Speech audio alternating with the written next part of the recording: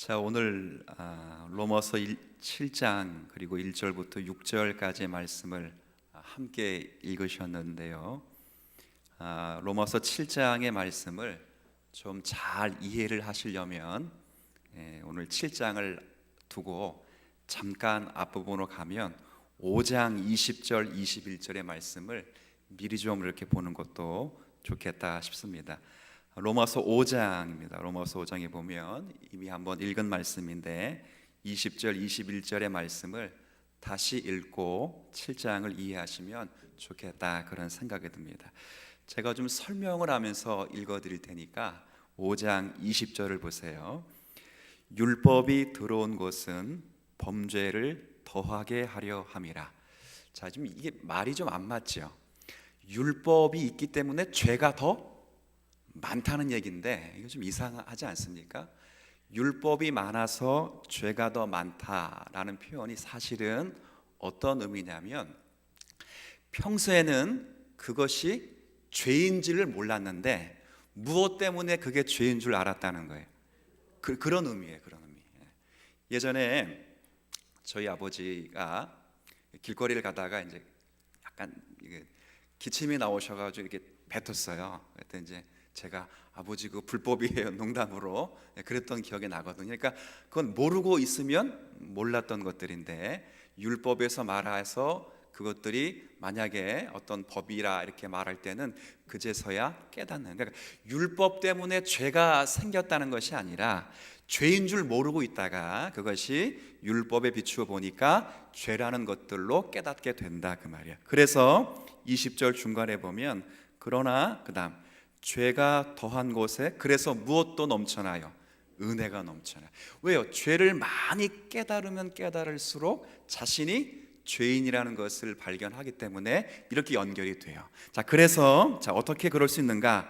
21절 한번 이것도 제가 읽어드릴게요. 왜 그러냐면, 이는 왜냐하면 죄가 사망 안에서 왕노릇한 것 같이 은혜도 또한 의로 말미암아 왕노릇하여 우리 주 예수 그리스도로 말미암아 영생에 이르게 하려 함이라, 이렇게 돼 있어요. 그러니까 은혜가 왕노릇해서 결국 그리스도 예수 안에 있는 성도들은 영생에 이를 것이다, 이렇게 돼 있어요. 그러니까 이게 복음이라, 그 말이에요. 그러니까 복음에 대한 이해를 사도 바울이 이렇게 말씀을 드리는 거예요. 은혜가 우리 믿는 성도들에게 그리스도와 함께 왕노릇하기 때문에 결국 은혜를 받은 성도들은 결국 예수 그리스도 안에서 영생을 이루게 된다라는 것들을 사도 바울이 설명을 했어요. 근데 문제는 이 분명하고 아주 은혜스러운 복음의 일을 듣고 사람들이 오해를 하기 시작하는 거예요. 그러니까 크게 두 가지 오해를 하게 되었는데, 첫 번째 오해는 어떤 오해냐면, 자, 6장 1절로 한번 여러분 읽어주시면 좋겠어요. 1절 한번 읽어주세요. 시작.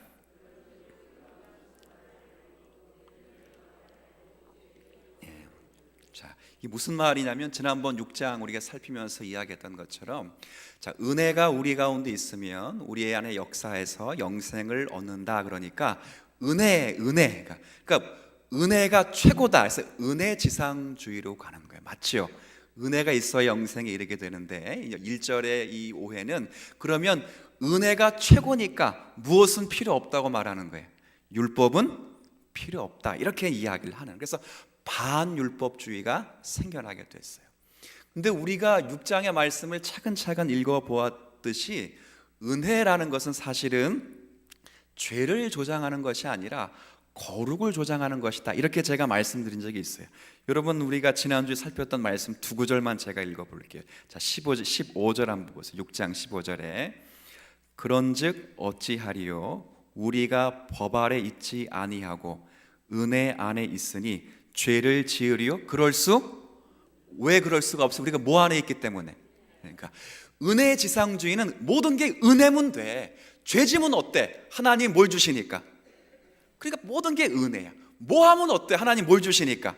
그러니까 법도 필요 없어요. 그렇죠? 은혜 이렇게 나가는 거예요. 근데 그럴 수가 없다. 왜냐하면 은혜가 그리스도 예수 안에서 우리를 영생에 이르는 것은 맞지만, 그 은혜는 죄를 조장하는 것이 아니라 거룩하게 살도록 반응하게 하는 것이다, 이 이야기를 하는 거예요. 자, 19절도 이런 말씀이 있어요. 19절 제가 그냥 읽을게요. 너희 육신이 연약함으로 내가 사람의 예대로 말하노니 전에 너희 지체를 부정과 불법에 내주어 불법에 이른 것 같이. 여기부터는 함께 읽을게요. 시작. 이제는 너희 지체를 의에게 종으로 내주어 어디에 이르게 하라고요? 거룩. 그러니까 은혜를 받았다는 것은 뭐냐면 죄를 조장하는 것이 아니라 무엇으로 연결되어야 된다는 거예요? 거룩함으로 연결되어야 된다. 사도 바울이 그래서 은혜에 대해서 이해를 못해서 은혜 지상주의로 빠진 자들을 경고했었어요. 근데 또 반대로 5장 20절 21절 말씀을 잘못 이해해서 이 은혜 지상주의가 너무 무조건 은혜만 이야기하니까 다시 돌아가서 율법을 지켜야 구원이 완성된다라는 생각하는 사람들이 또 있었어요. 이게 무슨 말이냐면 이런 거예요. 예수를 믿어서 구원을 얻게 되는데, 그런데 예수를 믿어서 구원을 받은 것은 맞지만 그 구원을 얻은 것은 기회다, 기회. 그래서 천국 가는 그날까지는 그 기회를 우리가 뭘 지킴으로?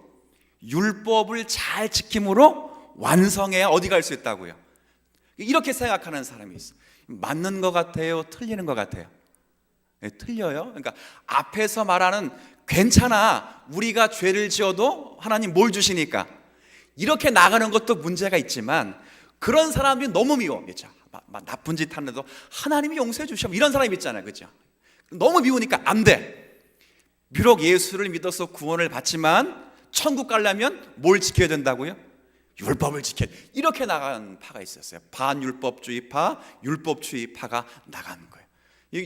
이 파는 갈라디아 교회 성도들을 권고했던 내용이에요. 갈라디아 교회 성도들에게 침투한 이단들이 있었잖아. 너희들 예수 그리스도를 믿어 하나님의 자녀가 된 거 축복한다, 잘한 것이다. 그런데 예수 그리스도를 믿었다면 이제 구약과 연결을 해야 되기 때문에 할례를 함께 받아야 그 구원에 효과가 있는 것이다. 이렇게 설교할 때 바울이 뭐라 그랬어요? 그런 사람이 하늘에서 내려온 천사일지라도 뭘 받는다고요?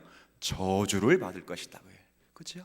그러니까 한쪽은 은혜라고 해서 죄를 지어도 관계없다 나가고, 이쪽에서는 너무 은혜만 말하는 사람이 미우니까 안 된다, 율법을 지켜서 구원을 얻어야 된다, 이렇게 나갔어요. 그래서 이쪽을 반율법주의라고 그러고 이쪽을 율법주의라. 이게 문제예요, 문제. 이것에 대해서 사도 바울이 오늘 7장에서 정리하는 거예요. 서문이 조금 길었지만 중요하기 때문에 제가 말씀을 드렸어요. 7장은 율법과 복음의 관계에 대해서 이해를 못해서 갈등을 겪고 있는 로마 교회 성도들에게 바울 선생님이 율법과 복음을 어떻게 이해를 잘 해야 되는지를 설명하는 부분이에요.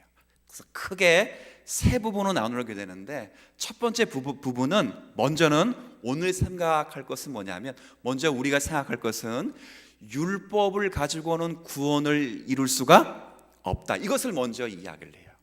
그리고 두 번째 문단, 다음 주에 생각하게 될 것은, 그러면 율법은 아무것도 아니란 말인가? 그렇지 않다는 거예요. 율법에 고유한 가치가 있다. 그게 뭐예요?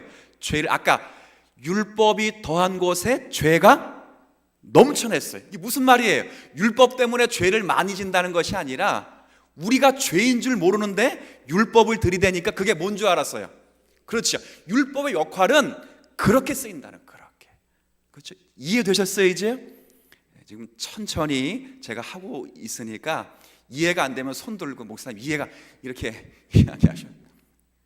상당히 천천히 하는 거예요. 지금 아직 서문도 아직 안 끝났어요. 지금 이따가 막 나갈지도 몰라요, 또 시간 관계상. 그래요.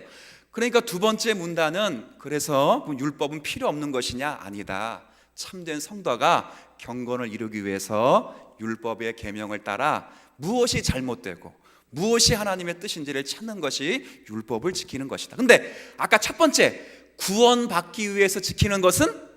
그렇죠. 여기 중요해요. 세 번째 문단은 다다음 주 살필 것인데, 그건 뭐냐면, 이 율법과 복음을 이해를 잘하면 어떤 현상이 나타나냐면, 사도 바울처럼 오호라 나는 곤고한 사람이로다, 이 사망의 몸에서 누가 나를 건져내라. 근데 마지막 절은 뭐예요? 그러나 결코 정죄함은 그죠? 이거 이해되셨겠어요? 사도 바울처럼 그러면 안 돼 라고 가르치려고 그걸 쓰는 것이 아니라 율법과 복음을 잘 이해하면 하나님의 은혜를 받아서 멋있게 살지만 그 은혜를 따라 은혜를 받은 자답게 잘 살지 못하는 연약함 때문에 아버지 용서해 주세요 이렇게 당연히 된다는 거예요. 한편으로는 좌절이고 부끄러움이지만 그러나 한편으로는 먼저 뭐가 있기 때문에 하나님의 은혜가 있기 때문에 결코 율법을 못 지킨 것 때문에 정죄받거나 구원이 취소되지는 않는다는 거예요. 자, 정리됐어요. 7장 다 정리됐어요. 이제 정리된 문단 가운데 오늘은 첫 번째 문단을 좀 살필 거예요. 아까 말씀드렸어요. 어떤 이야기였냐면 첫 번째, 율법을 지켜서 구원에 이를 수는 그렇죠. 그러니까 이해되셨어요? 바꿔 말하면 율법 안에서는 하나님께 대하여 열매를 맺을 수가 없다는 거예요. 이게 굉장히 중요한 표현인데, 그러면 하나님께 대하여 열매를 맺으려면 자, 결과부터 말씀드리면 율법 안에 있어야 되는 게 아니라 누구 안에 있어야 된다는 거예요. 그렇죠. 은혜, 그리스도 안에 있어야 된다. 여태까지 6장의 설명이 그거잖아요. 아주 핵심적으로 사도 바울이 4절에 잘 설명했어요. 4절입니다. 자, 4절. 제가 읽어드릴게요. 그러므로 내 형제들아, 너희도 그리스도의 몸으로 말미암아 율법에 대하여는 어떤 사람이라고요? 죽임을 당하였으니 이는 다른 이 곧 죽은 자 가운데서 살아나신 이, 그분이 누구예요? 예수. 그에게 가서, 결과 함께 있습니다. 우리가 시작. 우리가 하나님을 위하여 이 말이 뭐예요? 그러니까 율법 안에서는 하나님께서 원하시는 구원의 열매를 맺을 수가 없는데 누구에게 한번 맺을 수 있다는 거예요. 그렇죠. 그렇다고 해서 율법이 나쁜 것이다. 그것은 그렇죠. 율법의 역할은 누구를 보여주는 거예요? 누구를 그러면? 그렇죠. 이 이야기를 하는 거예요. 자, 여러분 이해가 되셨으리라 믿어요. 그러니까 열매를 맺는 것은 그리스도 안에서만 가능하다. 이것이 사도 바울이 지금껏 설명해 온 복음의 일관된 핵심 중에 하나입니다. 꼭 성도들이 기억해야 될 구원관이에요. 그러니까 우리가 의롭다함을 받는 것은 율법에서 순종함으로써 얻는 것이 아니라 오직 하나님의 자비와 은혜로만 얻는데, 그 구원의 은혜를 얻기 위해서는 율법 아래 있는 것이 아니라 누구 안에? 그리스도 안에, 즉 하나님의 은혜 안에 있어야 된다. 그래서 우리가 읽은 1절부터 6절까지는 율법에서 벗어나야 된다, 벗어나야 된다, 벗어나야 된다. 이 표현이 3번 써요. 3번. 그래서 그런 의미에 있어요. 근데 이제 우리가 어떻게 율법에서 벗어나게 되는가를 이제 제가 설명을 드릴 텐데, 여러분 읽은 거니까 제가 설명을 드릴게요. 결혼의 비유입니다. 결혼. 그러니까 제가 설명을 드릴 테니까 한번 그냥 들으세요. 어떤 거냐면 남녀가 사랑해서 결혼을 했어요. 결혼하면 둘 사이에는 서로 매여요. 구속력이 생겨요. 그렇죠. 그러니까 남편은 누구에게 매이겠어요? 아내에게 매이고, 아내는 누구에게 매이겠어요? 남편에게. 왜 매여요? 둘이 뭐 했기 때문에? 결혼했기 때문에. 구속력이 분명히 있어요. 근데 이 두 당사자가 결혼으로 말미암은 구속력을 제외하고 다른 남자랑 다른 여성을 사랑하면 그걸 뭐라고 부를까 봐요? 그건 나쁜 거죠. 안 되는 거죠. 왜요? 결혼이라고 하는 구속력이 있기 때문에 그렇죠. 그런데 이 둘 중에 한 사람이 만약에 여기 성경의 비유로 이라면 남편이 죽었을 때는 여성은 자유의 몸이 돼요. 자유. 그래서 혼자 살 수도 있고 다른 남자를 만날 수가, 왜요? 전 남편이 무했기 때문에. 그렇죠. 구속력이 사라져 자유의 몸이 되었다는 거죠. 근데 이 여인이 남편이 살아있을 동안에 다른 남자를 만나면 그건 음부가 되지만, 남편이 죽고 난 다음에 다른 남성을 만나는 것은 그건 자유의 몸이. 이렇게 설명을 하는 거예요. 똑같이 우리가 전에는 무엇에 매여 있었다는 거예요? 율법의 죄에 매여, 율법에 매여 있어서 율법을 지키지 않으면, 여러분이 로마서를 읽으면서 많이 읽었던 말씀, 죄의 삭은 사망. 그러니까 사망에 매여 있을 수밖에 없었어요. 그러니까 율법이 나쁘다는 것이 아니라 그러니까 법을 어기면 형벌을 당하는데, 우리가 아담 이후에부터 말씀드린 것처럼 정령 죽으리라 한 것처럼 모든 율법의 죄의 확정은 무엇으로 끝나요? 사망으로 했죠. 그래서 죄의 삭은 사망이에요. 그러니까 율법을 안에 있는 자에게는 그래서 사망이라고 하는 저주가 있어요. 저주. 여기에 대하여 우리는 뭐 했어요? 죽었다. 자유함을 얻었다. 어떻게 그럴 수 있는가? 다시 4절 이제. 자, 다시 한번 4절을 좀 읽어 드릴게요. 그러므로 내 형제들아, 자, 너희도 그다음 보세요. 그리스도의 몸으로 말미암아 율법에 대하여 뭐 했다고요? 자, 죽임을 당했어요. 근데 중요한 건 누구로 말미암아? 잘 보세요. 그러므로 내 형제들아, 너희도 누구로 말미암아? 그리스도의 몸으로. 그러니까 여러분이 죽은 게 아니에요. 여러분이 죽지 않고 여러분을 대신해서 예수 그리스도가 죽으셨어요. 그런데 예수 그리스도가 죽으신 것을 누가 죽은 것으로 간주했냐면 저와 여러분이 죽은 것으로 간주했어요. 어떻게 이런 일이 일어나는가? 우리 지난 6장 5장을 설명드렸듯이 예수를 믿을 때 그리스도와 예수와 우리가 뭐 한다 그랬어요? 기억 잘하시죠. 연합해. 그러면 예수가 죽으면 결국 누가 죽는 거예요? 우리가 죽는 거예요. 예수님이 다시 사시면 누가 사는 거예요? 그래, 지금 그런 의미예요. 예수가 대신 우리를 위해 죽으심으로 우리는 율법이 죽은 게 아니에요. 여기 4절 후반에 율법에 뭐에 죽었어요? 대하여 그러니까 율법 자체가 죽은 것이 아니라, 그러니까 율법을 지키지 않아도 된다는 것이 아니라 율법을 지키지 않으면 사망에 이르게 되는 그 저주로부터 우리는 자유함을 입은 거예요. 그러니까 율법이 죽은 게 아니에요. 율법에 대하여 죽었기 때문에 예수 그리스도로 말미암아 율법을 지키지 못해서 찾아오는 사망과 저주로부터 자유함을 입었다 그래요. 그 자유함을 입은 목적이 있어요. 목적. 첫 번째 목적은 4절 중간에 다시 자 보세요. 이는 왜 그렇게 됐는가? 다른 이 곧 죽은 자 가운데서 살아나신 이에게 가기 위함. 이분이 누구라 그랬죠? 제가 아까 예수 그리스도. 즉각적인 목적은 우리가 이제 그리스도께 속하기 위해서 그랬다면 궁극적인 목적이 있어요. 아주 중요한 목적. 자, 우리 한번 4절 후반에 우리가부터 한번 같이 읽어주세요. 아까 여러분 읽은 것처럼 시작. 우리가 하나님을 위하여 자, 율법을 지키지 못해서 저주를 받는 사망에서 그리스도로 말미암아 자유함을 입고 우리가 처음으로 이르게 된 건 누구에게 시집가게 됐다고요? 그리스도 예수에. 근데 그리스도 예수에게 시집간 것이 궁극적인 목적이 아니라 거기에 가서 하나님에 대하여 뭘 맺는다고요? 마치 신부가 이제 자유함을 입어가지고 새 신랑을 맞는데 그 새 신랑이 누구라는 거예요? 그러니까 사망으로 치우치는 그 율법이 아니라 생명을 만들고 의를 만드는 새 신랑이 이름이 바로 예수 그리스도. 그분에 갔어요. 근데 생명을 얻었어요. 그것만이 끝이 아니라 마지막 궁극적인 목적은 그리스도 안에서 하나님께 대하여 뭘 맺는 거라고요? 열매. 자, 그럼 물어볼게요. 구원의 최종적인 목적은 여러분이 천국 가는 것이 아니라 여러분이 그리스도 예수 안에서 하나님께 대하여 성령의 거룩한 열매를 맺는 것입니다. 맞습니까? 굉장히 중요한 겁니다. 바울이 그 이야기를 하는 것입니다. 그럴 위해서 율법은 아직까지도 신자에게 유효하다는 거예요. 시민법과 의식법적으로 유효하다는 것이 아니라 도덕법적인 십계명의 차원에선 그 계명은 유효한 거예요. 그래서 성경 말씀 붙잡고 기도하면서 계명 지키기 위해서 하는 삶이 바로 그거예요.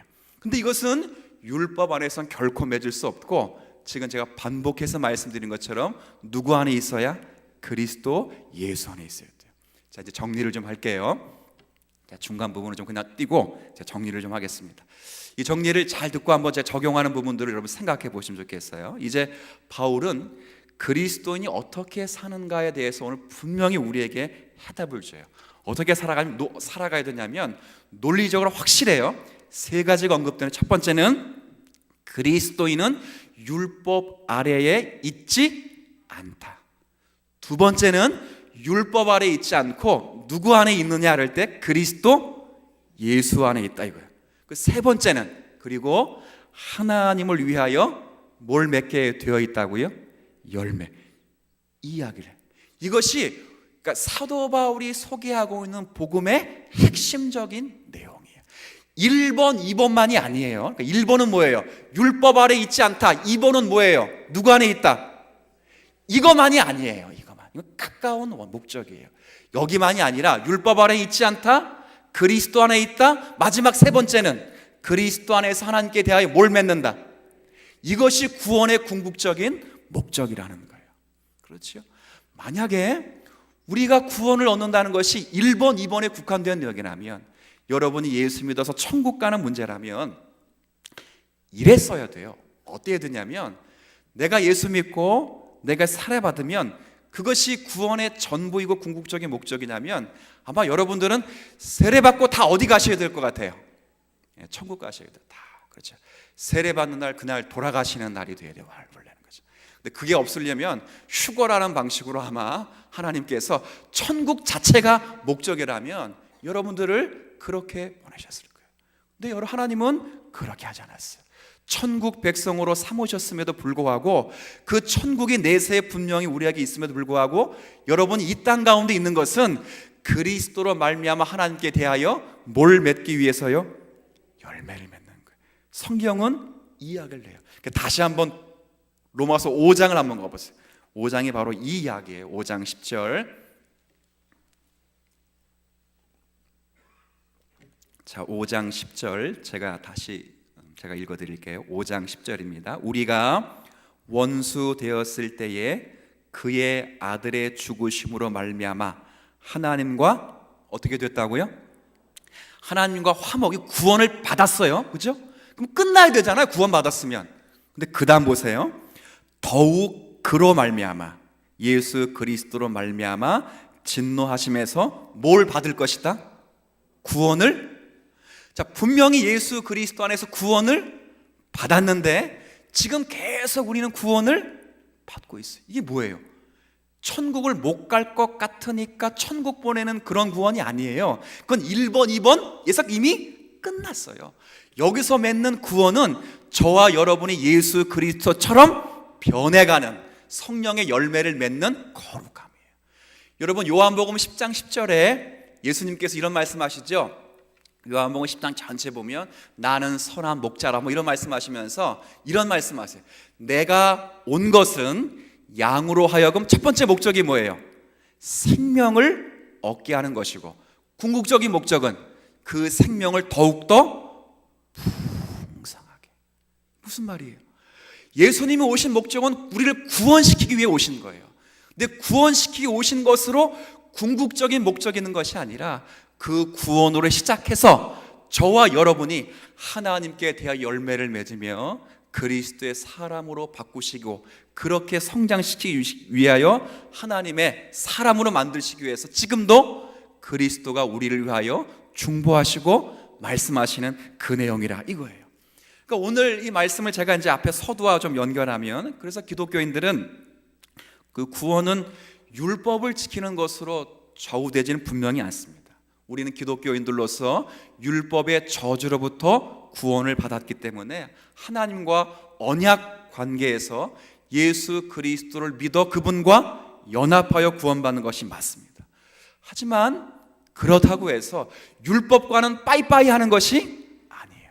생활, 구원을 얻기 위해서는 율법을 지킬 필요는 없지만 생활의 규범으로 율법을 당연히 지금도 여러분, 그래서 우리가 배우는 게 우리가 무엇을 믿습니까를 요약한 게 뭐라 그랬어요? 우리가 믿는 내용을 요약한 걸 뭐라 그랬어요? 사도? 작년 강의했는데 우리가 무엇을 믿습니까를 요약해 놓은 게 뭐예요? 예배 시간마다 아침에 우리 주일마다 하는 거, 새벽마다 하는 거 사도? 네, 그렇죠. 우리가 무엇을 추구하며 삽니까? 라고 마지막에 기도하는 게 뭐예요? 주기? 어떻게 살아야 됩니까를 요약해 놓은 게 뭐예요? 십계명 율법이에요. 지키는 거예요. 도덕법으로 지키는 거예요. 거짓말하지 말아라. 거짓말했다고 지옥 가는 것은 아니에요. 근데 거짓말하지 말아라. 왜? 예수님은 뭐기 때문에? 진리이시기 때문에. 라는 것 때문에, 그 예수님의 진리의 속성 때문에 우리는 거짓말을 하지 않고 참된 것을 추구하며 바른 것을 선택하며, 언제나 거기에서 모자라고 부족하고 또 손해볼지라도 거기에 바른 정직을 추구하는 것이 바로 그거예요. 그러면서 점점 저와 여러분들은 신의 성품에 참여한 자가 되어서 결국 여러분들은 누구처럼 바뀌어가야 되겠어요? 그렇죠. 이게 궁극적인 구원이에요. 감이 오시나요? 감은 다 익었죠? 벌써. 이게 구원이에요. 한국교회에서 1번, 2번에 너무 치우쳐서 한국교회가 영광의 모습, 성도의 아름다운 모습을 사라지게 했어요. 그렇죠. 그래서 1번, 2번 끝나면 그때부터 목소리를 높이고 누가 크냐 싸움했어요. 이게 한국교회가 잘못 갔을 때 그랬어요. 그래서 결국 1번, 2번이 교회 가운데 가장 중요한 사명이라 생각했어요. 맞지요? 밖에선 분명히 그런 의미에선 뭘 해야 돼요? 전도하고. 그러나 안에서는 뭘 해야 돼요? 인도하자. 혹시 2014년도 교회표 기억하십니까? 밖에서 2017년도 하지요. 모이면, 흩어지면, 그러면 14년도는 밖에서 전도하고 안에서는 인도하는 거지요. 자라가는 거지요. 아시겠어요? 밖에서는 구원받은 백성을 불러내야죠. 데려와야죠. 그러면 그게 끝이 아니랍니다. 인도해야죠. 누구까지? 그리스도 안에 하나님께 열매를 맺기까지. 이걸 해야죠. 근데 밖에서도 전도하고 안에서도 전도하면 뭐 하겠습니까? 아시겠어요? 전도해서 천국 간 백성으로 끝났다 그러면 교회 간에 자랑하거든요. 고린도 교회는 그래서 무너지게 된 것입니다.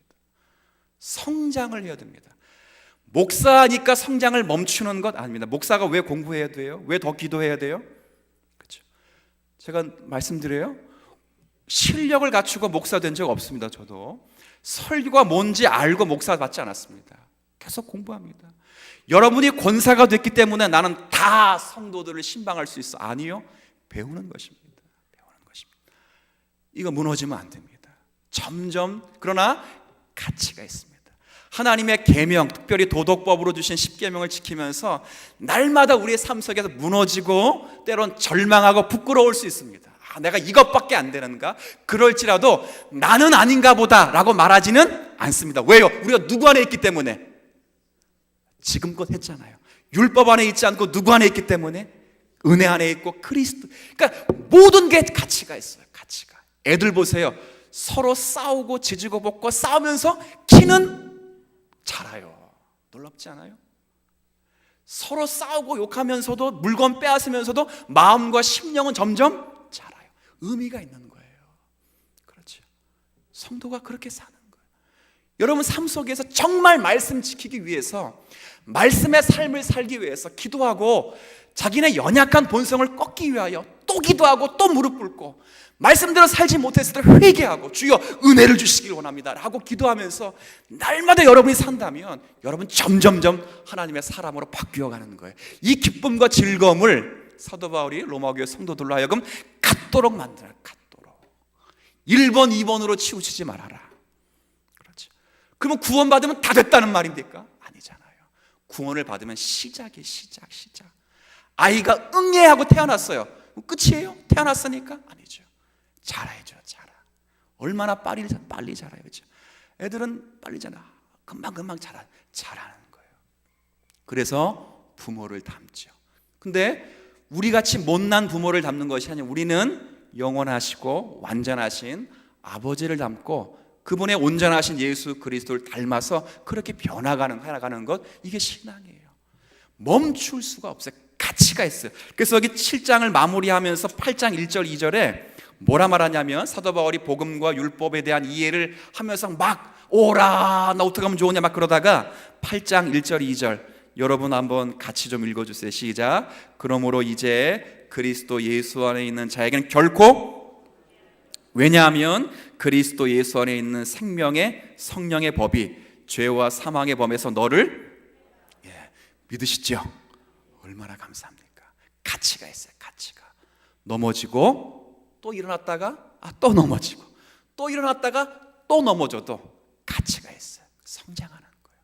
이게 우리 삶의 중요한 축복이요 본질인 줄 아시고, 오늘 여러분들이 받고 있는 이 자리가 얼마나 복되고 아름다운가를 생각하시면서 날마다 신앙 속에서 나를 죽이고 그리스도의 성품을 담는 것을 생활의 표본으로 삼고, 거기에 여러분이 받은 모든 말씀을 집중하여서 적용하여 우리가 자라가는 복을 누리실 수 있는 우리 모두가 되시기를 주의 이름으로 부탁을 드리겠습니다.